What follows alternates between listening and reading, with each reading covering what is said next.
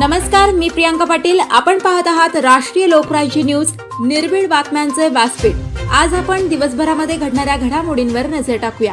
चला पाहुणं, आपल्याला जायचंय. पण कुठे जायचंय? टाकळी ढोकेश्वरच्या हॉटेल वैष्णवी मध्ये जायचंय. म्हणतात तिथे खूप छान जेवण मिळतं. चला तर मग जाऊया. पारनेर तालुक्यातील टाकळी ढोकेश्वर येथील सुप्रसिद्ध हॉटेल म्हणजे वैष्णवी हॉटेल. या हॉटेलची चवच लई न्यारी. पाहुणं, एकदा या. हॉटेलची चवच लई न्यारी. अस्सल मांसाहारी प्रेमींच्या जिभेचे चोचले आता पूर्ण होणार. ते फक्त हॉटेल वैष्णवी मध्ये. या ठिकाणी सर्व प्रकारच्या पार्टीच्या ऑर्डर स्वीकारल्या जातील. प्रोप्रायटर संतोष रंगनाथ ठाणगे. संपर्कासाठी मोबाईल नंबर 8830578505. या हॉटेलचा पत्ता नगर कल्याण हायवे, पारनेर चौक, टाकळी ढोकेश्वर, तालुका पारनेर, जिल्हा अहमदनगर.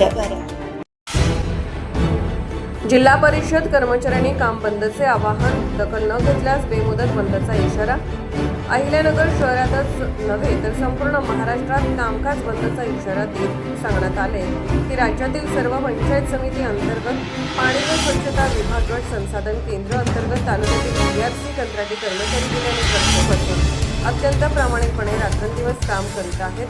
परंतु अत्यंत खेदाने नमूद करावयास वाटते की गेल्या डिसेंबर महिन्यापासून 5 महिन्यांचे मानधन रखडले गेले आहे.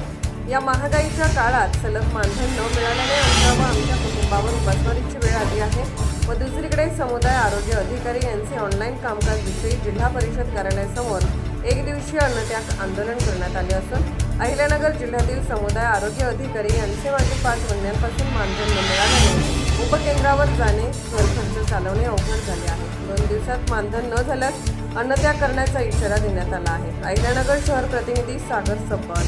समुदाय आरोग्य अधिकाऱ्यांचे 3-4 महिन्यापासून पगार थकलेत आणि कामावर आधारित मोबदला जवळपास 6 महिने झाले आम्हाला मिळालेला नाहीये आणि त्याची काही कारण पण आम्हाला कळालेली नाहीये की आमचा मोबदला आणि आमचा पगार का थांबलेला आहे. सगळ्या प्रत्येकाच्या पाठीमागे खर्च असतो. घर म्हणलं की खर्च येतो. मुलांचे ऍडमिशन आले, घर भाडं झालं, घराचे हप्ते झाले, सगळे आम्ही कसे चुकवणार.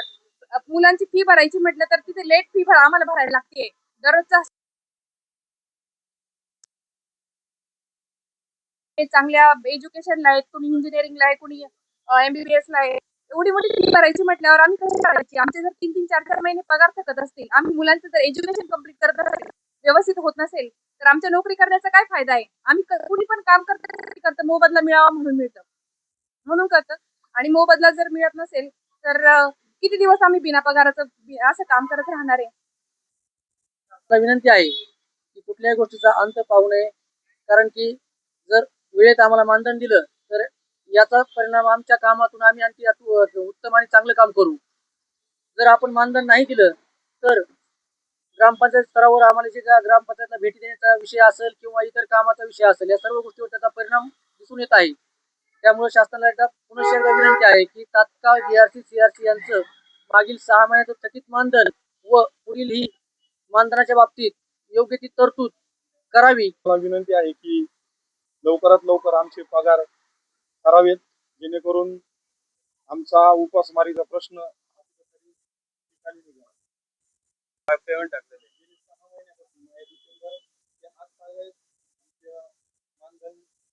आहे. पाणी आणि कार्यरत आहोत. त्यामध्ये पाणी गुणवत्ता आपण स्वच्छ भारत असेल, जल जीवन मिशन ही कामं कर्मचाऱ्याच्या माध्यमातून आवरत आणि नित्याने आणि प्रामाणिकपणे सातत्याने 12 ते 14 वर्षापासून कार्यरत आहे. परंतु गेले 6 महिन्यापासून मानधन न मिळाल्यामुळं आमच्या कुटुंबावरती उपासमारीची वेळ आलेली आहे. पंचायत समिती स्तरावर कार्यरत गट संसाधन केंद्र पाणी व स्वच्छता विभागामार्फत आज सर्व जिल्हा परिषद मध्ये राज्यातील सर्व जिल्हा परिषदामध्ये गट संसाधन केंद्र कर्मचारी 6 महिन्यापासून मानधन थकल्यामुळं उपोषण बेमुदत धरणे आंदोलन करत आहेत. 6 महिन्यापासून म्हणजे 6 महिन्यापासून मानधनासाठी निधी नाही असं शासन सांगतंय, परंतु इतर आज अहिल्यानगर येथे राष्ट्रीय आरोग्य अभियान अंतर्गत आरोग्य झेडपी आरोग्य विभागातील सर्व अहिल्यानगर जिल्ह्यातील समुदाय आरोग्य अधिकारी यांचं एक दिवसीय अन्नत्याग आंदोलन व जर आमच्या मागण्या व